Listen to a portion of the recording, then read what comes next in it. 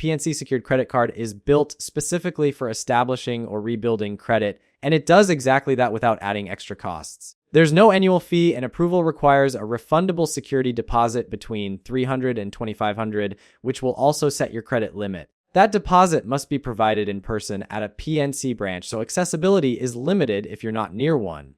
Once opened, the card reports to all 3 major credit bureaus, helping to build your credit profile as long as payments are made on time and balances are kept low. Cardholders also get free access to their FICO score, making it easier to monitor progress. Functionally, the card is straightforward. There are no rewards or special introductory offers, and the focus is purely on credit building. The interest rate is steep at 25.99% variable, and that jumps to 32.99% after a late payment, so carrying a balance is costly. There's a 3% foreign transaction fee, making it a poor fit for use abroad, and minimum interest charges start at 1.50 even for very small balances. On the upside, being part of the Visa network means access to standard protections like Zero Liability Fraud Protection, and the credit limit can be increased by adding more to your deposit in $50 increments.